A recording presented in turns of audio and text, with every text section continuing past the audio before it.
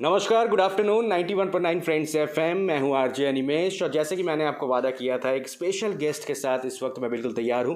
सबसे पहले बता दूं कि कोलकाता राजबाड़ी रेस्टोरेंट से इस वक्त बिल्कुल लाइव हूं और इस वक्त हमारे साथ none other than super talented actress and singer Dhriti Saharam. उनके साथ हमारी बातें होने वाली है आज बिल्कुल लाइव फ्रेंड्स एफएम के फेसबुक पेज पर हम इस वक्त आ चुके हैं।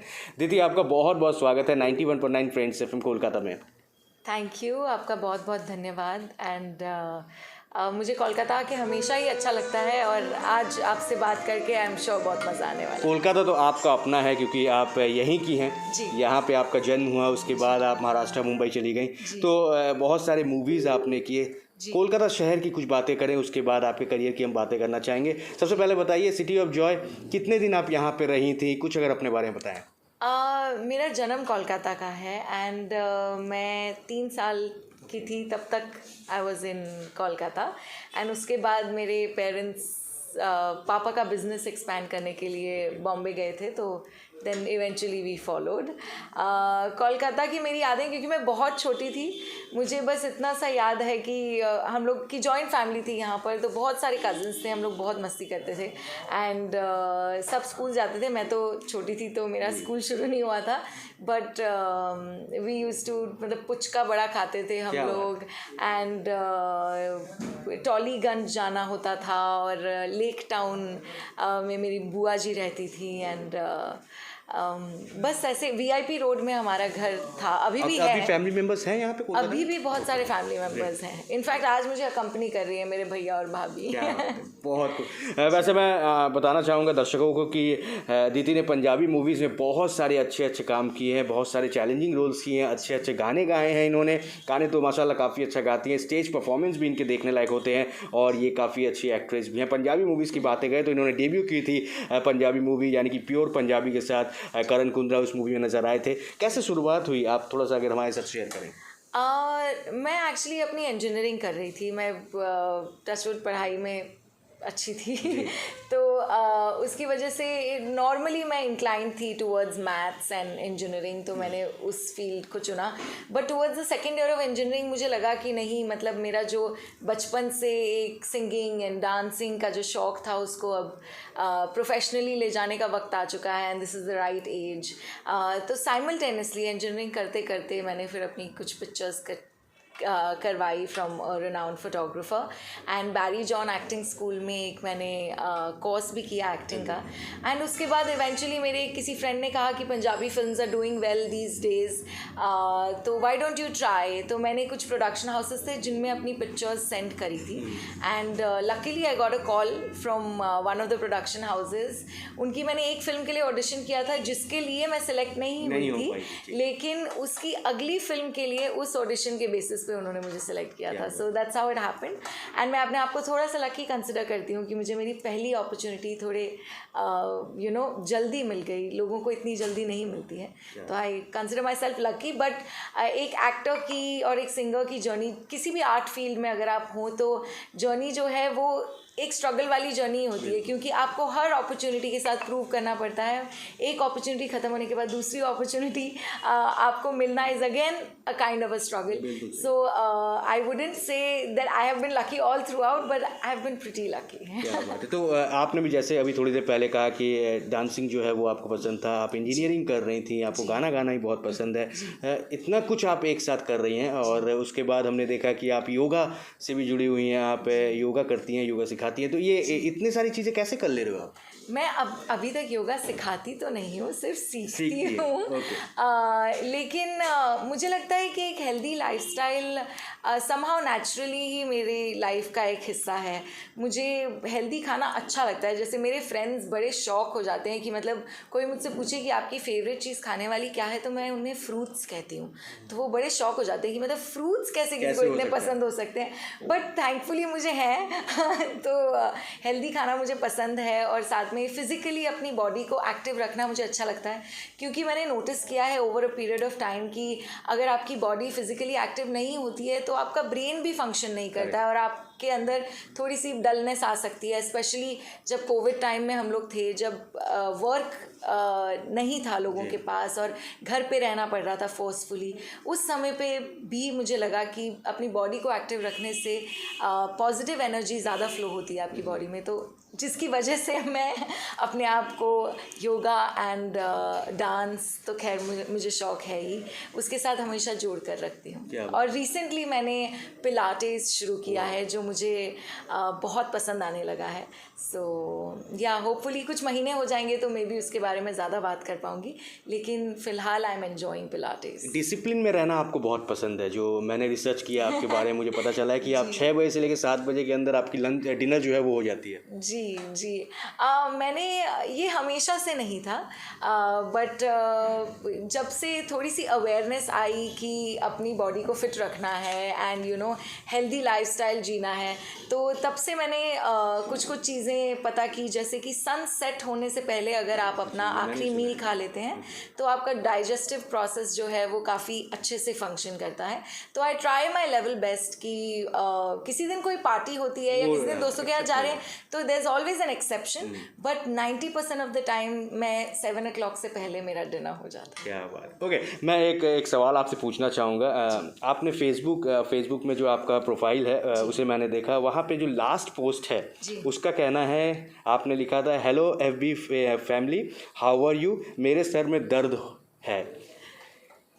नहीं, वो मैंने अब मैं मेरे सर में थोड़ा दर्द है। हाँ, ये करीब सितंबर में आपने लिखा था, उसके बाद से आपने फेसबुक करना छोड़ दिया, क्यों मैम, ऐसा क्यों किया? तो अभी फेसबुक क्योंकि मैं थोड़ा सा सोशल मीडिया से ऑफ हो गई थी कुछ महीनों के लिए, क्योंकि मुझे थोड़ा सा ड्रेनिंग लग रहा था वो, एंड क्योंकि there was not much to talk about. मैं अपनी एल्बम पे वर्क कर रही थी, म्यूज़िक एल्बम पे, and there was not a lot of things to talk about every day. तो मुझे ऐसा लग रहा था कि मैं ज़बरदस्ती का कंटेंट क्रिएट करके डाल रही हूँ जो मुझे मेरे अंदर से नेचुरली नहीं आता है। तो आई थिंक वो पिक्चर में मेरा पोज जो है वो हल्का सा ऐसे सर पे हाथ वाला होगा। आई थिंक वो थोड़ी सी ग्लैमरस फोटो है, अगर मुझे ठीक से याद है तो it's a very glamorous picture जिसमें मैंने ऐसे कुछ पोज दिया हुआ है। तो मजाक में मैंने ये लिखा था कि मेरे सर में आज थोड़ा सा दर्द है, और आप वो फोटो देखेंगे तो I am very glamorously dressed with a lot of hair and makeup and I am like posing, but मस्ती में मैंने वो लिखा था। बिल्कुल, हम चाहेंगे कि आप अब धीरे धीरे करके पोस्ट करना शुरू करें, क्योंकि आपके जो फैंस हैं वो आपसे इंटरेक्ट करना चाहते हैं। और मैं जानना चाहूँगा आपसे कि आवारा भंवरें, इस गाने को भी आपने रीमेक किया, हम कह सकते हैं रीमेक बहुत पसंद आया लोगों को। तो सिंगिंग की अगर बातें करें, माशाल्लाह काफ़ी अच्छी आप एक्ट्रेस हैं, आपने अच्छे अच्छे काम किए हैं पंजाबी मूवीज़ में। तो सिंगिंग का ये जो सिलसिला है ये आप आगे बढ़ा रही हैं, और मैं देख रहा हूँ कि आप स्टेज शोज़ भी काफ़ी अच्छा करती हैं, एनर्जेटिक आपका स्टेज शो रहता है, काफ़ी अच्छा रहता है। तो ये कैसे परफॉर्म करती हैं, कुछ अगर बताएं, सिंगिंग कितना पसंद है आपको? सिंगिंग मुझे बहुत पसंद है। सिंगिंग एंड डांसिंग, जैसे मैंने आपसे पहले भी कहा, बचपन से ही मेरी ज़िंदगी का हिस्सा है, और ये मुझे मेरी मम्मी और नानी की तरफ से मिला है। एंड मुझे लगता है कि सीखा है सिंगिंग? मैंने बहुत ज़्यादा नहीं सीखा एक्चुअली। फ़नी सी बात है, मैं सबको ये एडवाइस नहीं करूँगी, बट मैं मेरी पर्सनल बात बता रही हूँ कि मेरी नानी ने मेरी मम्मी से कहा था कि ये है ना बड़े शौक़ से गाती है, इसको सिखाना, बट इतना मत सिखाना कि वो शौक़ हल्का सा कम हो जाए। तो ये मैं बता रही हूँ, मेरे बहुत सारे फ्रेंड्स हैं जो क्लासिकली बहुत ट्रेंड सिंगर्स हैं और मैं उनकी बहुत रिस्पेक्ट करती हूँ, लेकिन ये मेरी नानी की एडवाइस थी मम्मी को। तो मम्मी ने मुझे बस बेसिक्स सिखाया, एंड बाकी मैं शौक़ से ही गाती हूँ। और मैंने नोटिस किया है कि जितनी मस्ती में मैं गाती हूँ, काफ़ी लोग उतनी मस्ती में नहीं गाते। बिल्कुल बिल्कुल, हम सब ने देखा है आपको परफॉर्म करते हुए। सॉरी, मुझे प्लीज़ माफ़ कर दें, मैं बिल्कुल ट्रेंड सिंगर्स को कुछ भी नहीं कह रही हूँ, लेकिन मेरी पर्सनल जर्नी ये रही है। ओके, तो स्टेज पर जब परफॉर्म करती हैं जी, तो इतनी एनर्जी कैसे लेकर आती हैं? यू नो, मैं एक छोटी सी बात बताऊंगी। मेरे एक फ्रेंड्स हैं, मीत ब्रोज, जो काफ़ी फेमस म्यूज़िक डायरेक्टर्स हैं बॉलीवुड इंडस्ट्री में। उनसे मैंने बात की थी, एंड मैं उनके साथ शेयर कर रही थी कि समहाउ मैं एक जगह पे खड़े होकर नहीं गा सकती। मतलब मैं अगर गाना गा रही हूँ तो मेरे बॉडी का कोई ना कोई हिस्सा ज़रूर हिल रहा है या तो मेरे शोल्डर्स हिल रहे हैं, या हाथ हिल रहा है, या मैं जंप कर रही हूँ, तो वो नेचुरली मेरे अंदर से आता है। तो आई थिंक मुझे ऐसा लगता है कि मैं म्यूज़िक को बहुत ज़्यादा एंजॉय करती हूँ। जब मैं खुद भी गा रही होती हूँ तो वो म्यूज़िक की जो मतलब वो बॉडी की जो थिरकन है वो रुक नहीं पाती मुझसे तो मैं हमेशा उछलते कूदते हुए ही गाती हूँ। क्या बात है। आपके गाने भी हम ज़रूर सुनना चाहेंगे आज, लेकिन उससे पहले मैं जानना चाहूँगा कि इतने सारे आपने काम कर लिए हैं, बॉलीवुड में कब आप एंट्री कर रही हैं? आप मुझे अभी पता है ये कैमरा ऑन होने से पहले आपने मुझसे जब ये सवाल पूछा था, मैंने यही जवाब दिया था कि आप सबकी ब्लेसिंग्स बनी रहेंगी और जो मेरी अमेजिंग ऑडियंस है उनकी ब्लेसिंग्स बनी रहेंगी, तो ज़रूर बहुत जल्द। बिल्कुल, हम सब देखना चाहेंगे आपको। वैसे बॉलीवुड की बातें हो गई है, कोलकाता में आपको टॉलीवुड में भी काम करना होगा।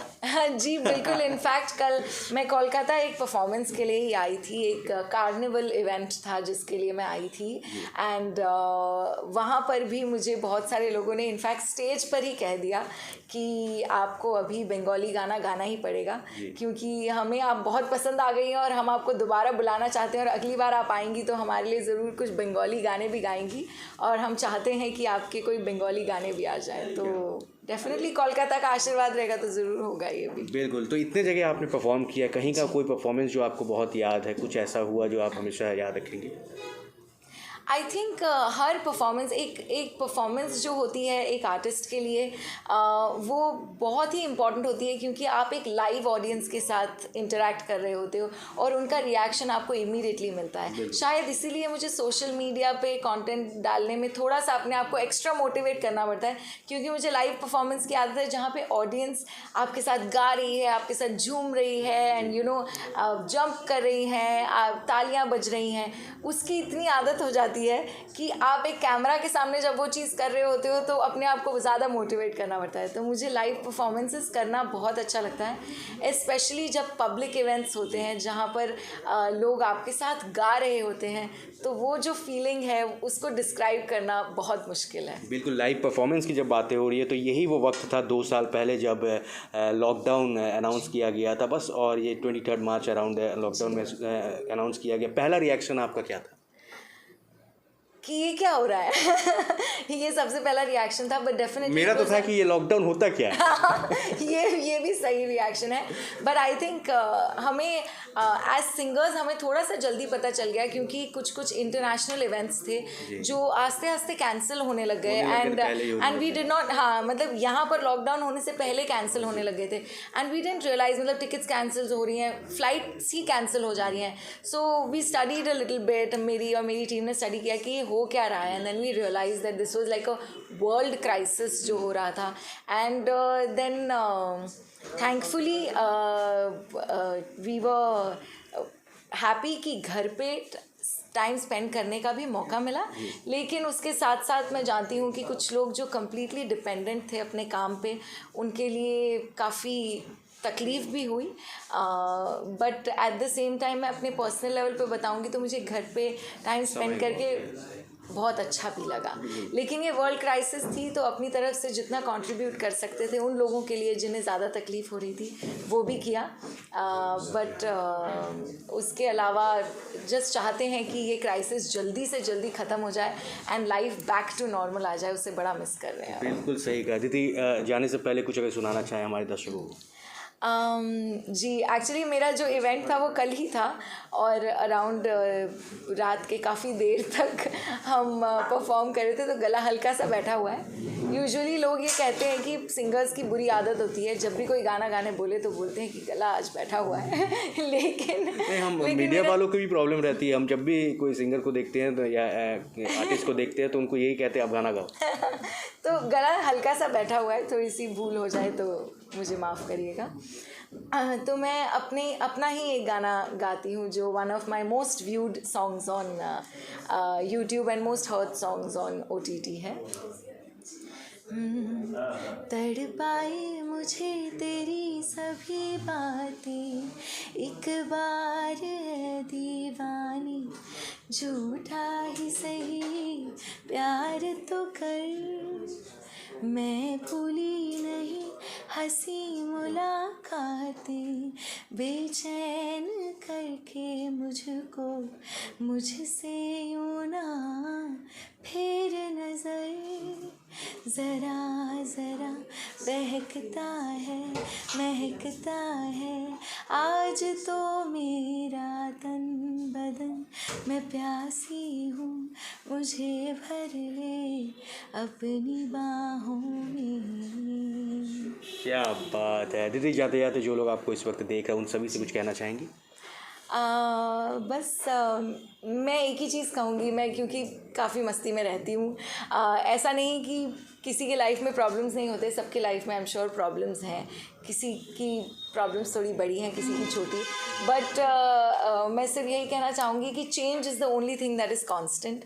हर प्रॉब्लम मतलब हर रात के बाद दिन चढ़ता है, तो होप्स लूज़ ना करें, अपने आप को मस्ती में रखें, हमेशा मुस्कुराते रहें एंड बस एक ज़िंदगी है, उससे खुलकर जिए। बिल्कुल आराम से खुलकर जिए। थैंक यू सो मच धृति हमारे साथ बातें करने के लिए, बहुत अच्छा लगा आपके साथ बातें करके। आपके आने वाले प्रोजेक्ट्स के लिए all the best, take care, thank you so much, thank you so much, thank you so much, thank you guys.